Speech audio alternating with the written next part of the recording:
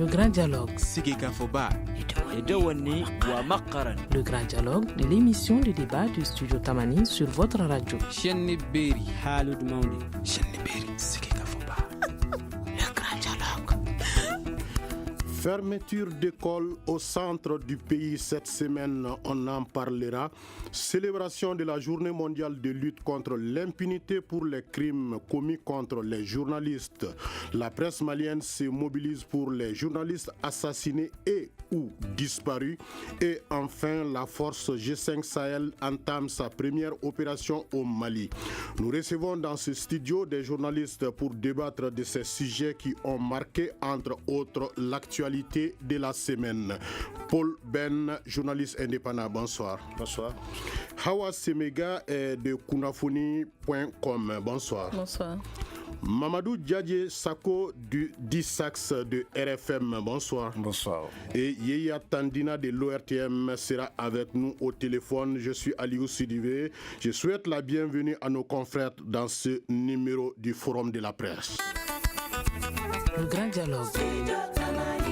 L'école fondamentale du village de Ninadou dans le cercle de Mopti et celle de Djamweli située à 18 km de Gundaka, cercle de Banyangara, ont été contraintes de fermer les portes sous la menace des djihadistes. Les autorités scolaires se disent préoccupées par la situation et entendent tout mettre en œuvre pour ramener la sécurité afin de permettre aux élèves de poursuivre les cours. Alors nous allons suivre ensemble ce papier de notre rédaction. Des hommes armés non identifiés ont saccagé ce mercredi l'école fondamentale du village de Ninadou de la commune de Fatoman située à 25 km de Sévaré. Selon les autorités scolaires, ces individus ont saccagé le matériel scolaire avant de sommer le personnel scolaire à la fermeture de l'établissement et à l'abandon de l'enseignement classique qui est pour eux un enseignement croisé. Selon les mêmes sources, aucune victime humaine n'a été déplorée, mais toutefois des téléphones portables et des motos ont été emportés par les assaillants. Les groupes terroristes ont aussi sommé de fermeture les écoles de la localité de Djamweli, située à 18 km de Gundaka dans le cercle de Bandiagara. De nombreuses écoles ont été fermées cette année du fait de l'insécurité ou de l'absence de l'administration dans plusieurs zones de la région de Mopti. Cette situation s'est dégradée selon certains observateurs par la radicalisation des prêches et la multiplication des groupes terroristes dans ces localités. Selon une nouvelle estimation de l'UNICEF, près de 80 000 enfants, rien que dans cette région du centre, sont hors du système scolaire. Awa Semega, quelles seront les conséquences de ces vagues de fermeture d'écoles dans la région de Mopti? Bon, je pense que la première conséquence déjà, c'est la délinquance. Parce que quand un enfant ne va pas à l'école, quand ils sont laissés à eux-mêmes, c'est clair que ça va amener à la dérive déjà. Déjà, les parents n'ont pas d'autres moyens d'orienter les enfants. Il n'y a pas d'autres activités génératrices de revenus sur lesquelles on puisse vraiment orienter ces enfants-là. Donc, je pense que le gouvernement doit vraiment tout faire pour parer rapidement à cette situation-là parce que ça ne peut pas perdurer plus longtemps. Paul Ben. Oui, bonsoir aux auditeurs et téléspectateurs de Studio Tamani. J'abonde dans le même sens que ma consoeur en ajoutant que les localités que vous venez d'évoquer dans votre sujet tout à l'heure ne sont pas des localités qui sont très loin des axes principaux, par exemple la RN6. On parle de Ninagou, de Djamweli, c'est presque au bord de la route, c'est 5 km, 4 km de la route. Donc c'est pour vous dire que la situation elle est vraiment catastrophique, sécuritaire parlant. Moi je viens de quitter le nord il n'y a pas très longtemps.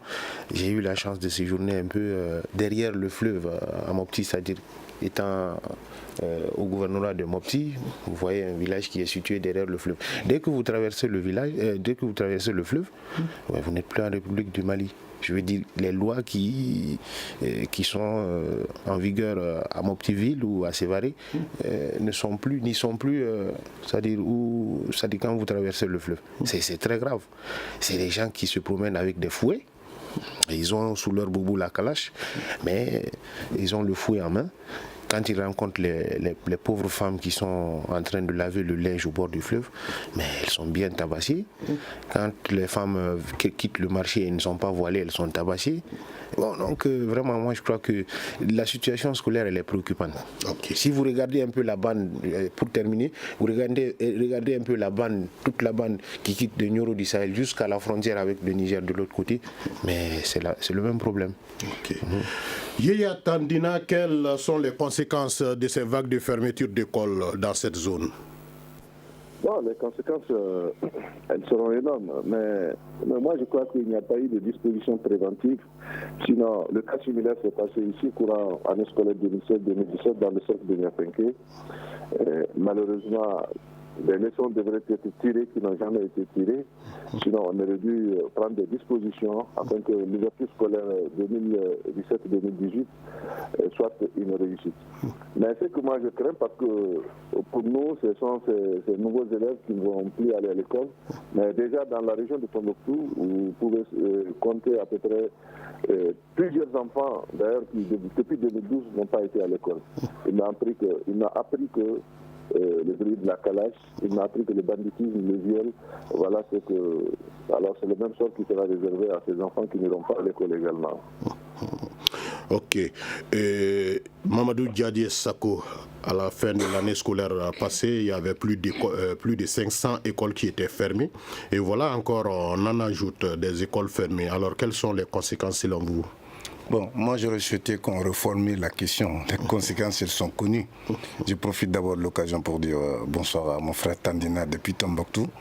C'était de savoir d'abord qu'est-ce qui a été fait à la fermeture. Oui, il y a eu d'autres émissions qui ont précédé sur ça. Voilà. Donc qu'est-ce qui a été fait? À l'ouverture, on nous a fait croire que tout va très bien. Oui. Et Tandina vient de nous faire croire, et tout le monde le constate, que les conséquences quand même sont connues. Lui, il dit, il est dans le futur, moi je suis dans le présent, les conséquences sont là. Et ils sont en train de faire le même mode opératoire que Boko Haram, donc ils veulent interdire l'école. Donc c'est de nouveaux rebelles, c'est de nouveaux terroristes qui sont déjà formés. Mais cependant, paradoxalement, à Bamako, on nous fait croire que l'école malienne, ça va. On appelle les gens de l'AIM, on leur distribue des véhicules, on fait ceci, on fait cela. Ça fait très mal, M. Sidibé. Vous voulez détruire un pays, il faut empêcher ces enfants d'aller à l'école. C'est un mécanisme de destruction du nord et du centre. Parce que c'est ces enfants-là qui n'iront pas à l'école.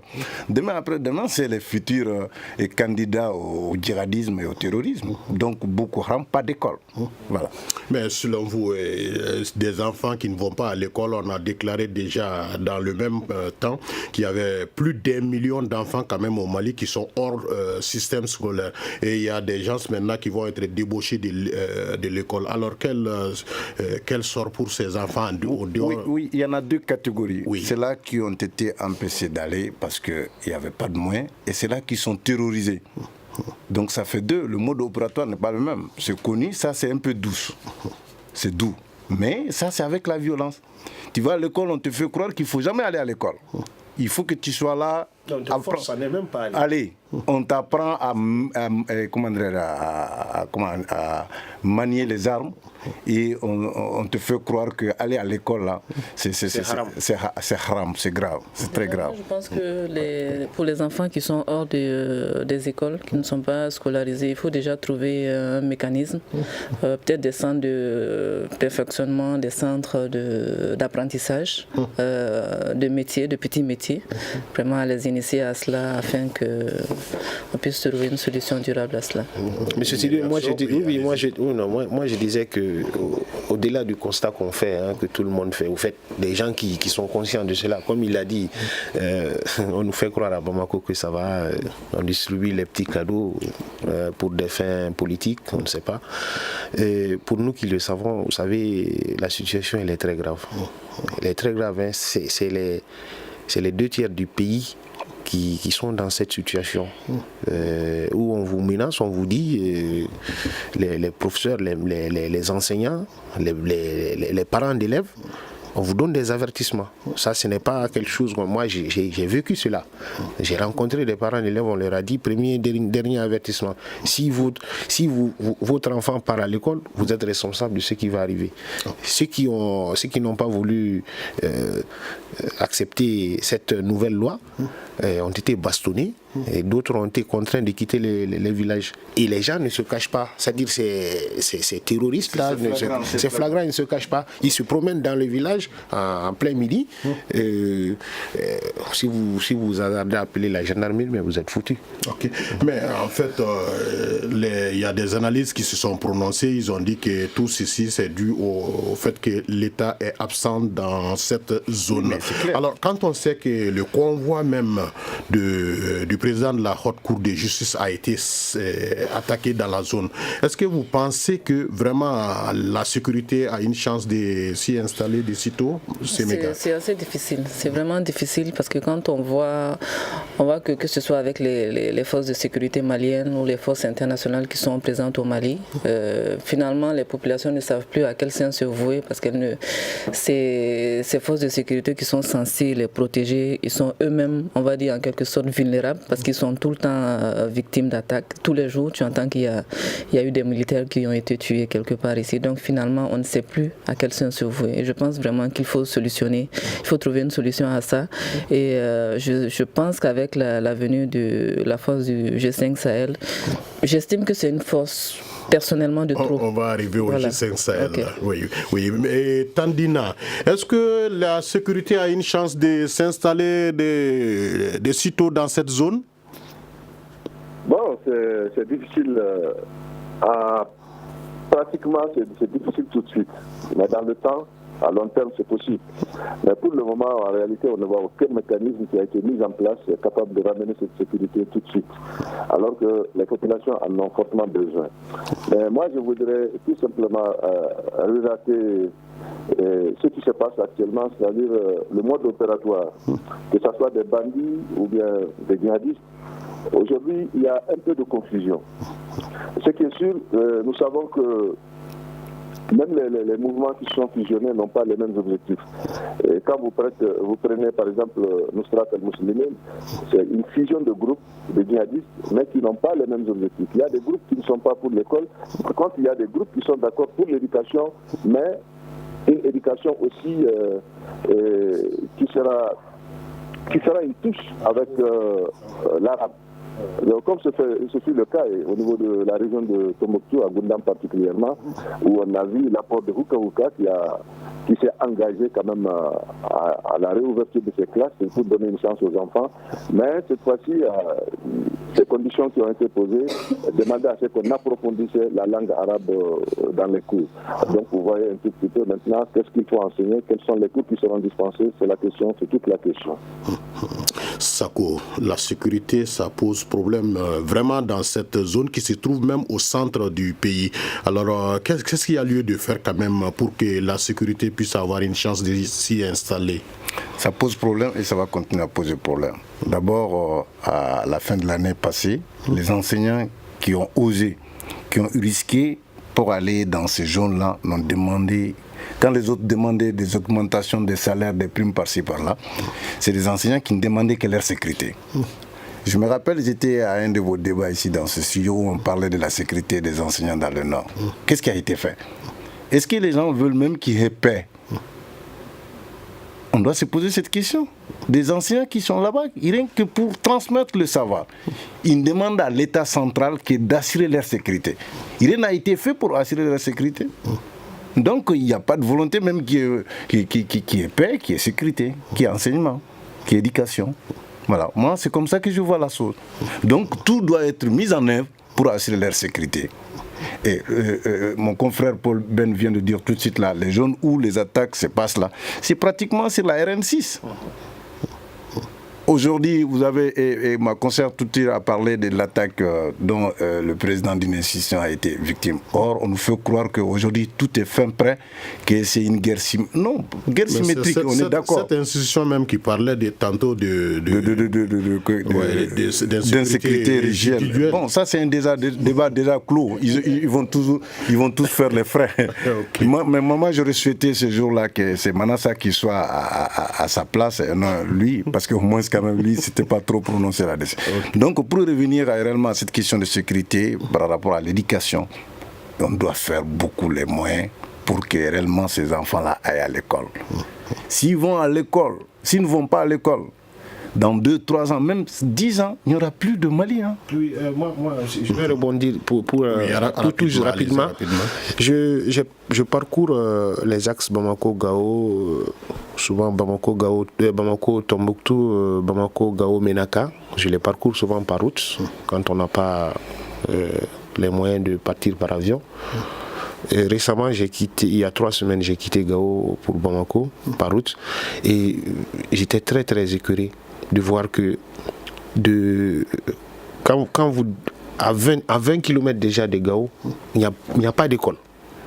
Jusqu'à 80 km de Sévari. Il n'y a pas d'école, hein? C'est-à-dire le jour qu'il y a classe, les classes doivent être ouvertes, vous voyez les écoliers, mais il n'y a pas. Les écoles sont là, mais il n'y a pas d'école. Okay. Vous écoutez Studio Tamani, votre avis nous intéresse. Écrivez vos commentaires et suggestions sur la page Facebook et dialoguez avec nous. Studio Tamani, c'est aussi les réseaux sociaux. Retour donc sur ce plateau pour le forum de la presse, le deuxième sujet qui nous réunit. Au Mali, les journalistes sont de plus en plus menacés et agressés. Cela fait 4 ans que les 2 journalistes de RFI ont été assassinés à Kidal. En 2015, le journaliste malien Birama Touré a disparu et on est toujours sans nouvelles de lui. Mercredi, au cours d'une conférence de presse, les journalistes sportifs maliens ont dénoncé plusieurs cas d'agression dont ils sont victimes. Et c'est dans ce contexte qu'a été célébrée la journée internationale contre l'impunité des crimes commis contre les journalistes papier. Selon le porte-parole de l'association, Pierre-Yves Schneider, malgré l'identification et la neutralisation de certains suspects, d'autres seraient toujours en liberté. Le porte-parole estime que 2 ou 3 suspects seraient du côté de la frontière algérienne. L'association exige que ces suspects soient arrêtés, même s'ils sont en Algérie. Le 2 novembre 2013, en mission dans la ville de Kidal, Ghislaine Dupont et Claude Verlon, journalistes à RFI, sont enlevés et tués par des hommes armés. Les enquêtes ouvertes par la justice malienne et française n'ont jamais abouti. Fin janvier, une enquête diffusée sur la chaîne France 2 avait accrédité pour la première fois l'hypothèse d'un lien entre ces assassinats et la libération des otages enlevés en 2010 à Arlit au Niger. Selon cette enquête, l'assassinat des 2 journalistes pourrait être une vengeance de kidnappeurs n'ayant pas reçu leur part de rançon. Mais cette piste n'a pas été jugée crédible par les enquêteurs français, une décision que les familles jugent tout aussi décevante qu'arbitraire. Ok, loin de nous vraiment l'idée quand même de privilégier un cas par rapport à l'autre. Hein. Mais Séméga, est-ce à ce jour, que sait-on des enquêtes sur ces 2 cas dont on vient de parler? Bon, déjà, concernant les journalistes français, on ne sait pas grand-chose. C'est assez flou et j'estime que le fait qu'ils aient été enlevés immédiatement, liquidés, c'est pas du tout fréquent dans le mode opératoire de ces gens-là qu'on connaît. Donc moi, je pense vraiment qu'il y a quelque chose de plus profond que ça. Et il est fort probable, peut-être qu'ils savaient quelque chose à propos de, je sais pas, de la France ou quelque chose qu'en tout cas qu'ils avaient un secret qu'ils avaient découvert. Ils ont été liquidés ou je sais vraiment pas qu'est-ce qu'il faut en penser. Parce que là, c'est pas du tout clair. Le cas Birama, il est très grave parce que j'estime qu'il n'y a pas suffisamment de recherche à ce niveau-là. Je ne peux pas comprendre qu'après 2 ans, quelqu'un peut disparaître comme ça au Mali, on ne sait pas où il est, on n'a aucune trace. Et est-ce que les enquêtes se poursuivent réellement comme il le faut? Je pense que là, il y a vraiment des questions à se poser. Ok. Tandina, qu'est-ce que vous savez de ces 2 cas bien précis, le cas Ghislaine Dupont, Claude Verlon et le cas Birama Touré? Tout d'abord, je voudrais saluer leur mémoire parce que c'est bien sûr ce 2 novembre, c'est toute la presse qui a été endeuillée à travers le monde et particulièrement au Mali. Mais vous savez, moi, je voudrais tout simplement attirer l'attention des uns et des autres par rapport aux menaces contre les journalistes et l'impunité.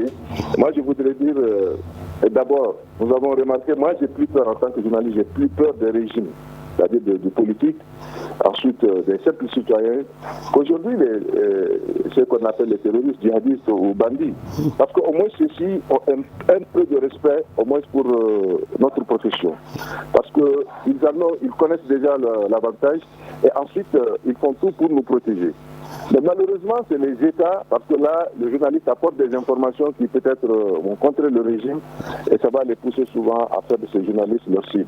Donc, c'est pourquoi j'ai dit, l'impunité, c'est au niveau de ces politiques, il faudrait le revoir à ce niveau, sinon ce n'est pas au niveau des bandits ou bien des terroristes ou des djihadistes ou quel qu'en soit. Mais moi, j'ai plutôt peur aujourd'hui des régimes que même plutôt que de ces hommes armés.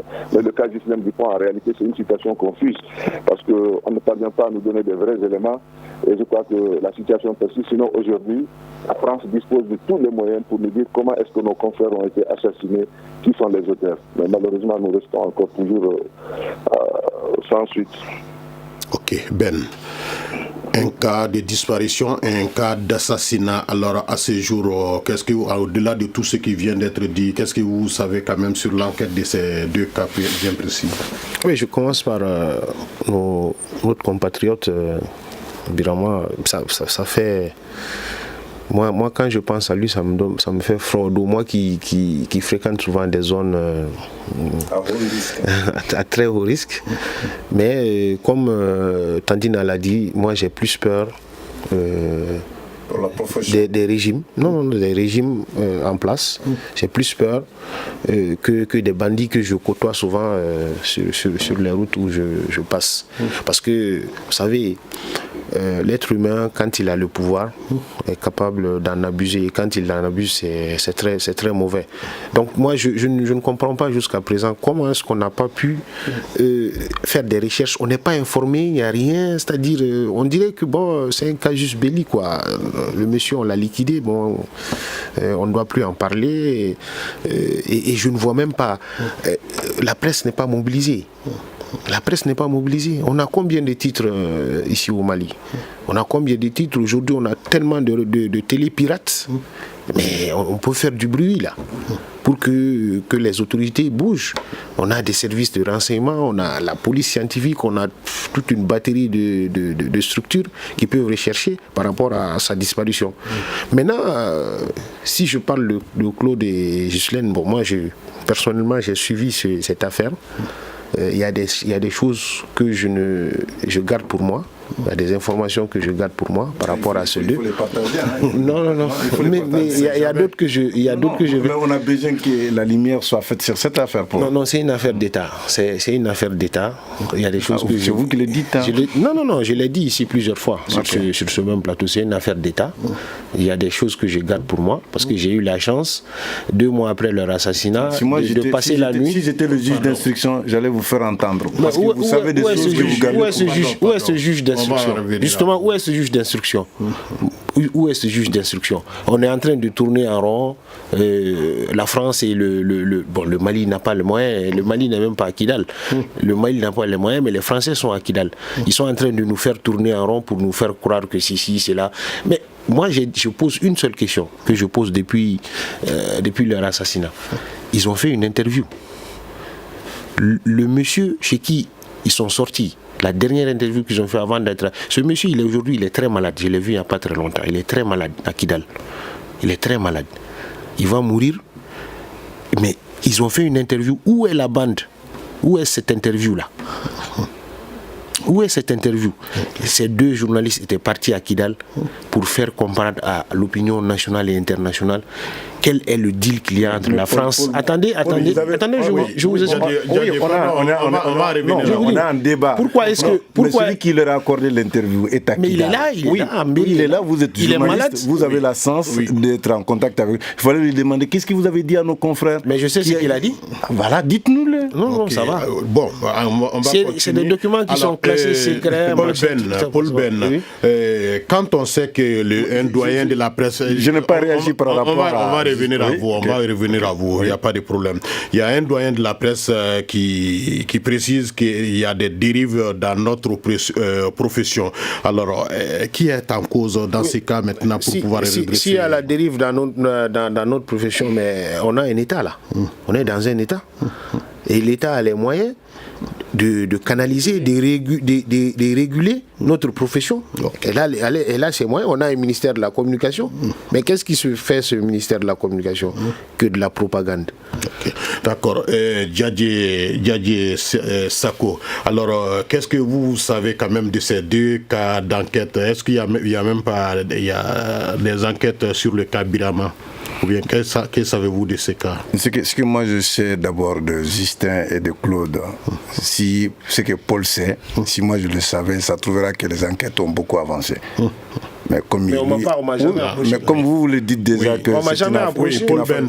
Moi j'aimerais bien les partager avec vous sur ce plateau, mais que cela ne tienne. Moi je dirais aujourd'hui, et comme le disait l'adage, bon, d'après ce que je viens d'entendre avec mon confrère, bien que la Ninina, c'est dans le dos, bien que la can, ou bien que la teye. Donc, classons cette affaire. Je ne suis pas dans l'enquête. Oui, non, pas vous.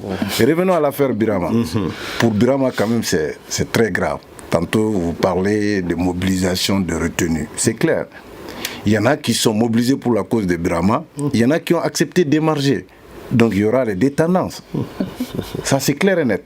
Sinon, comment vous pouvez comprendre dans un état sérieux, on fait des révélations claires et nettes, comme quoi il a été enlevé, séquestré, c'est hors de quelqu'un. Pour Claude et pour Bernard et Ghislaine, il y a eu au moins quand même une ouverture, il y a eu une information jusqu'à présent. Bon, peut-être que ça soit une soi-disant ouverture d'information. Mais pour Birama, on est avec l'enquête, aucun juge n'est saisi. On ne sait rien. C'est grave. Et ce qui est le plus important, vous ne pouvez pas être plus réaliste, madame, que le roi. La famille Touré, fondatrice de cette famille, n'en dit rien. Et c'est grave. Donc, on est dans une profession aujourd'hui qui nous menace et on est dans l'obligation de se protéger. Mais il y a un comité de soutien quand même à Birama qui est en train de... Quel comité de soutien? Tout de suite, là, Paul vient de le dire, vous ne voyez pas cette grande mobilisation, mais ce que je n'ai pas aimé, il parle de télépirate. Parlons les médias aujourd'hui dans leur généralité. Bon, excusez-moi, on a plusieurs médias. D'accord, on a une kyrielle de médias avec lesquels on peut faire d'accord, sinon madame est même promotrice d'une chaîne de télé. D'accord, je disais que cette affaire de Birama doit être prise au sérieux. Et moi je suis sérieux quand je parle de Birama. Et je continue à me faire trop de soucis. Je n'avais pas perdu d'espoir, mais depuis plus de 3 jours, il y a eu de ces révélations. Et moi, je pense qu'aujourd'hui, l'auteur de Birama est connu. Ça n'a pas été démenti. Le juge ne s'est pas s'autosaisi par rapport à cette affaire. Il n'y a pas eu de plainte. La famille Touré a appris que leur enfant a été enlevé, séquestré sur instruction de telle personne. Et ils ont dit que c'est Karim Keïta. C'est pas moi qui l'ai dit, madame. Il y a des gens qui ont fait cette révélation et tout le monde l'a su. Ils ont dit que c'est Karim qui l'a enlevé. C'est Karim qui l'a séquestré sous son ordre. Et plus tard que ça, il y a un inspecteur de police qui est aujourd'hui en exil qui a fait des révélations aussi. C'est nos confrères de Jeune Afrique. Oui, sur les donc on est dans quel état? Vous voulez que des journalistes continuent leur boulot dans de telles situations? Donc on risque d'être dans une situation de légitime défense. Vous parlez de régulation. Quelle régulation? Tout le monde connaît, on connaît la loi sur la presse. Il y a la HAC. il y a le code, il y a le code pénal. Si nous prenons le délit de presse, c'est des journalistes qui sont persécutés. L'an 2017, ça a été une année de procès, de grands procès des journalistes. Non, il disait que certains disent que la presse va à la dérive. Non, je dis, mais attendez, on va à la dérive parce que peut-être que nos lois vont. Non, mais qu'est-ce qu'ils ont de dérive? Non, peut-être que nos lois, l'État même va à la dérive. C'est pourquoi la presse va à la dérive. On va ordonner les choses. Alors, Awa Semega, quand le doyen, notamment Bomboté, qui a été interviewé par Studio Tamani, il dit quand même qu'il y a des dérives dans notre profession.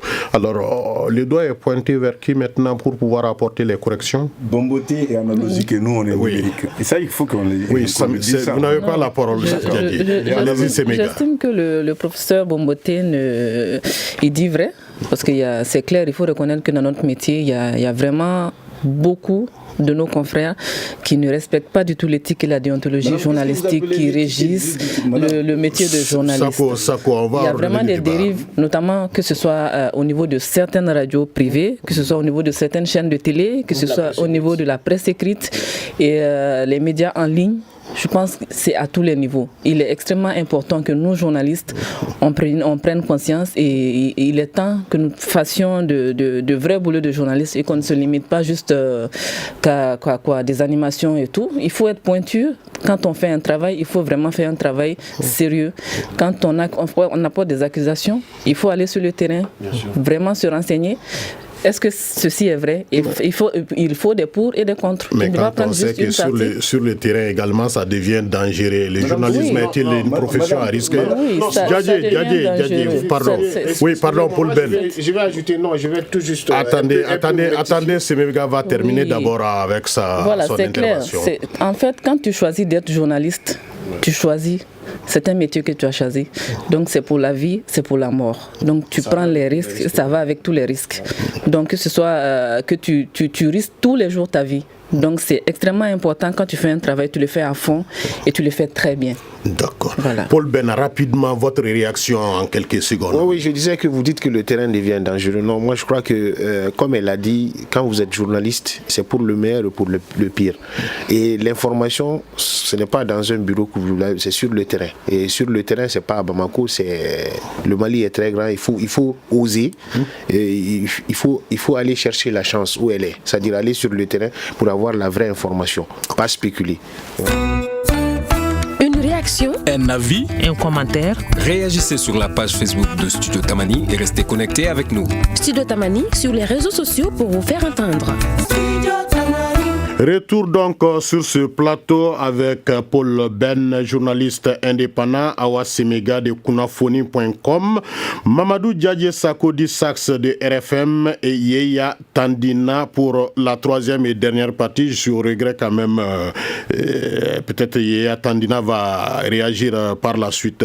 Donc on entame la troisième et dernière partie. La force anti-djihadiste conjointe du G5 Sahel a entamé mercredi dernier ses premières opérations dans la zone transfrontalière entre le Mali, le Burkina Faso et le Niger. L'annonce a été faite par les responsables de la force militaire française Barkhane qui soutient les troupes africaines déployées au sol. Ces premières opérations concernent les bataillons du Mali, du Niger et du Burkina Faso.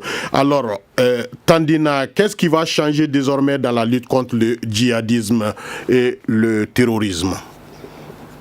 Absolument rien, parce que moi j'ai dit que le G5 Sahel n'est qu'une force de plus. Et j'en ai déjà participé à des patrouilles tripartites et même quadripartites. Donc pour moi, G5 Sahel, c'est toujours les mêmes pays, c'est les mêmes armes, c'est la même stratégie. La France est en haut, les Africains sont en bas. On fait des patrouilles, on fait des actions civilo-militaires. Mais j'ai dit, vraiment, c'est comme ça que je vois le G5. Pour moi, le G5 n'est qu'une force de plus. Et la preuve, hier et aujourd'hui, quel a été le résultat? Absolument rien. Donc, franchement, moi, je ne vois pas ce que le G5 pourrait apporter dans cette crise. Un avis contraire sur ce plateau? Non, pas du tout. Je suis complètement d'accord. Parce que moi, je le suis aveuglement. Ouais. Okay. D'accord. Donc, nous allons écouter quand même ce papier sur le financement du G5 Sahel. Les États-Unis étaient réticents à contribuer au financement de la force conjointe du G5 Sahel. Mais hier, au Conseil de sécurité de l'ONU, Washington a annoncé une aide bilatérale conséquente de 30 milliards de francs CFA à cette opération militaire formée par le Mali, le Niger, le Tchad, le Burkina Faso et la Mauritanie. Selon le secrétaire d'État américain Rex Tillerson, ces fonds vont renforcer nos partenaires régionaux dans leur combat pour assurer la sécurité et la stabilité face aux groupes djihadistes, État islamique et autres réseaux terroristes. Cependant, les Américains refusent que cet argent soit investi dans le circuit onusien. Paris et Bamako, qui souhaitaient obtenir l'aide logistique et financière de l'ONU, ont appelé les partenaires à jouer pleinement leur rôle en vue de la conférence des bailleurs du 14 décembre à Bruxelles. Les ministres des Affaires étrangères, Jean-Yves Le Drian de la France et Abdoulaye Diop du Mali, ont aussi plaidé pour une aide multilatérale qui offrirait un appui opérationnel et logistique pérenne à la force conjointe. Pour sa première année d'opération, les besoins de la force du G5 sont estimés à plus de 250 milliards de francs CFA dans un rapport de l'ONU. Seulement, 65 milliards de francs CFA avaient été levés avant l'annonce de la contribution américaine. Ok, Paul Ben, voilà que les États-Unis décident enfin de mettre la main à la poche. Est-ce que le problème financier va être désormais résolu? Non. Bon, moi, vous savez, dans ce genre d'exercice, les moyens ne vont jamais manquer. Parce que quand les forces internationales ont besoin de faire quelque chose, elles le font. Maintenant, la façon a changé. Parce que les Nations Unies, la plus grosse mafia du monde, voulaient que l'argent passe par eux. Voilà. Mais les États-Unis ont compris que l'amunissement... Attendez, vous allez avoir la parole. L'amunissement a déjà assez bouffé. Elle continuera à bouffer. Donc, ils vont le faire autrement. Ça c'est côté finance. Maintenant, côté tactique sur le terrain. Comme mon confrère Tandina l'a dit, franchement, moi je crois que c'est un autre business qui est en train de venir. Parce que, regardez un peu Barkhane qui fait cette annonce. Nous sommes en l'air, les Africains sont à terre. Barkhane fait le grand écart sur 5 pays, avec 4300 hommes. Moi je l'ai toujours dit, c'est du saupoudrage. Le G5 Sahel, c'est du saupoudrage.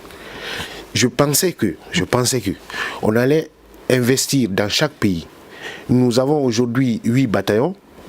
8 bataillons, ça fait 3600 hommes. Je pensais qu'on allait doubler le nombre de nos bataillons pour qu'on puisse lutter contre le terrorisme chez nous. Et on veut nous faire un peu de mishmash là, on va ajouter un peu de Burkinabé, un peu de Nigérien, un peu. Tout le monde a des problèmes chez lui. Moi je connais les 3 États, Burkina, Mali, Niger. Au petit coin là, du Burkina, Mali, Niger, à la frontière, il y a un petit coin. C'est le coin le plus dangereux aujourd'hui en Afrique de l'Ouest. Iyad Agali, c'est là-bas où il a fondé sa coalition. Donc tout le monde a des problèmes. On a tapé les Américains au Niger la dernière fois.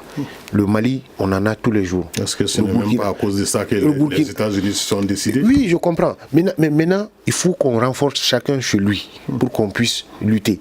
Celui qui est fort chez lui, qui calme le feu, il peut aller aider l'autre. Mais on a tous le feu chez nous. Et on veut nous faire une petite salade mixte. C'est pas possible. D'accord. Séméga, est-ce que le problème de financement est résolu désormais? Bon, même s'il est résolu là, moi, depuis le départ, je le disais, c'est pas, on ne peut pas être plus royaliste que le roi. C'est pas les autres qui vont venir faire notre truc à notre place. Déjà, il fallait, cette force-là, ils l'ont mise en place, je pense que c'est une force de trop. Ça n'aura pas vraiment d'impact, on va dire, positif, à mon sens, de mon point de vue. J'estime que les États devaient d'abord commencer eux-mêmes à mettre la main dans la pâte, à former leurs armées, à faire tout pour qu'ils soient renforcés. Ils ne font pas suffisamment. En fait, je pense que ce G5 Sahel là, c'est juste fait pour pouvoir avoir de l'argent et puis c'est tout, quoi. Ça n'a pas de sens à mon point de vue. Ok. Mamadou Diadji. Voilà. Mes confrères ont tellement de temps d'antenne de parole que plus que moi peut-être. Diadji a 7 minutes, tandis que Tandina est à 4 minutes. Oui, allons-y rapidement. Allons-y rapidement parce qu'on est coincé par le temps. Ce que je dirais à Paul Ben, je suis parfaitement d'accord avec lui que réellement les États-Unis aient compris qu'il y a un ministre de la Défense qui est Tienan Koulibaly, le connaissant très bien, n'ont pas voulu que l'argent passe par le circuit onusien. Bravo à Trump. Ils ont compris également qu'à la commission de défense du Mali, il y a un Karim Keïta, et que si l'argent également passait dans les mains de la France, c'était pour nous dire, en 1 mois, 2 mois, on a mis 15 milliards dans la formation des Maliens et on a mis 15 milliards dans... Et c'est fini. C'est comme ça que la France se finance. Et vous trouverez qu'à chaque fois que la France finance, elle court rapidement avec son réseau, sa mafia, et venir récupérer le même sou. Donc pratiquement, on ne verra pas l'effet escompté du financement. Ça, c'est un. De deux, moi je l'ai tout le temps dit, 6 et 5 et sera opérationnel. C'est le moment de dire l'administration merci, Barkhane merci, et laisser les Africains, parce que pratiquement on trouve les mêmes personnes au sein de l'administration, au sein des E5. Donc vous allez dire à Barkhane, rentrez. Parce que vous êtes en train de laisser Barkhane évoluer d'elle-même comme ça, là, comme elle veut, et ça ne fait que nous créer des problèmes. Tout récemment, ils ont tiré sur combien de soldats maliens? Jusqu'à présent, la lumière n'est même pas faite. La France n'a jamais tiré sur leurs otages. Jamais. C'est les États-Unis qui négocient jamais les otages. Mais la France a tout le temps négocié les otages. Pourquoi tirer sur les soldats? Non, la France a tiré sur les otages d'Areva. Ça, c'est fou. Non, c'est pas avec qui? Parce qu'il y avait des Américains dedans. Non, pas du tout. C'est la France. Yaya Tandina, on en vient quand même au cas sénégalais, parce que les Sénégalais, quand même, ils ne font pas partie de ce G5 Sahel et pourtant ils veulent en faire partie. Alors, que dire de ce cas? C'est du gâteau. Tout le monde veut manger, là. Oui, allez-y, Tandina. Oui, c'est-à-dire le cas du Sénégal, c'est un cas spécifique parce que le Sénégal a déjà son dispositif mis en place. Maintenant, au niveau de la coordination, peut-être des officiers vont contribuer. Sinon, le Sénégal ne maîtrise pas le désert quand même du Mali et ni le centre du Mali. À vrai dire, il fallait voir les pays qui étaient là à la reconquête du pays quand c'était dans les mains des séparatistes et des djihadistes. C'était le Burkina qui était le premier pays. Moi, ma question, c'est de savoir pourquoi aujourd'hui, on n'a pas pu négocier l'Algérie à se mêler de la danse. Et quand nous savons déjà qu'une partie de l'Algérie qui fait frontière avec le Mali est formellement interdite à toute force étrangère, y compris le Mali, qui est un pays voisin. Donc, dans ces conditions, pour moi, c'est difficile de dire que nous allons engager un combat. Ça, c'est un. L'autre aspect, j'ai dit qu'aujourd'hui, c'est des moyens marous qui ont été mis à la disposition du G5. Et si ces moyens avaient été mis à la disposition seulement de ces pays, moi je suis sûr, connaissant leur localité, connaissant leur milieu, connaissant leur désert, connaissant le centre de leur pays, ces pays sont capables d'apporter un résultat plus qu'aujourd'hui, quand nous savons aujourd'hui que même l'opération est dirigée, malgré que Didier Dacko est là comme chef d'état-major, mais Didier Dacko reçoit des ordres quand même de la France. Parce que même pour la mobilisation des ressources, il a fallu la France pour apporter la question au niveau du Conseil de sécurité. Donc nous restons toujours encore sur domination de la France, nous restons toujours encore sous les exigences de la France, et G5 va toujours évoluer sous les ordres de la France. Alors c'est difficile pour nous de gagner la guerre. Ok, c'est méga. De quoi a-t-on peur quand même de prendre le Sénégal, quand même, de l'insérer au sein du G5 Sahel? Bon. Le Sénégal, ils viendront certainement, ils viendront rejoindre, d'autant plus qu'ils sont voisins, ils sont concernés également par la question du terrorisme et du djihadisme. Voilà. Alors, oui, allez-y. Non, moi je dis que bon, ça va venir petit à petit. Hein. Il ne faut pas qu'on soit pressé. De toutes les façons, vous savez, c'est une course de longue haleine. C'est ce phénomène-là. Si vous aviez... je souhaite que tout le monde, que tous les journalistes aient la chance de... C'est une chance de parcourir les zones du Nord comme je le fais chaque fois. Ces gens ont une détermination. Nos militaires les appellent les Indiens. C'est-à-dire qu'ils ne finissent jamais. Vous les tuez, vous reverrez. Donc c'est une course de longue haleine et je sais que les gens viendront, mais il faut qu'on soit pragmatique, il faut qu'on soit objectif dans tout ce qu'on fait. C'est un business, c'est de l'argent, c'est beaucoup d'argent qu'on investit. Il ne faut pas que ça ne serve qu'à acheter des iPhones, des téléphones, des écouteurs. Il faut que ça aide à la lutte contre le terrorisme. Parce que le terroriste a une autre motivation que de défendre un pays. Sa motivation, c'est d'aller au paradis. Et aucun militaire n'a cette motivation. Ok, d'accord, rapidement, Djadje Sako, donc le cas sénégalais. Le Sénégal, ils seront là parce que tout récemment, c'est Dionkunda qui a invité le monde entier à venir se partager ce beau gâteau malien. Et ce Dionkunda vient d'être nommé par le Sénégal. Donc cela va de soi qu'on donne la part du Sénégal dans ce gâteau du G5. Voilà. Ok, merci beaucoup d'être venu sur ce plateau. Nous disons merci à Paul Ben, journaliste indépendant, Awa Semega de Kunafoni.com, Mamadou Djadje Sako d'Issax de RFM, Yeya Tandina de l'ORTM. Donc nous sommes au terme de cette émission. Merci de l'avoir suivi. Vous pouvez la retrouver sur notre site www.studiotamani.org et réagissez sur les réseaux sociaux et sur notre répondeur au 75 84 11 11 ou 75 84 12 12. Le débat a été réalisé par Ibrahima Aran Diallo et mis en onde par Nouhoun Djire. La régie vidéo était assurée par Mamadou Ouattara et je suis Aliou Sidibé à la présentation. Le grand dialogue. Le grand dialogue de l'émission de débat du studio Tamani sur votre radio.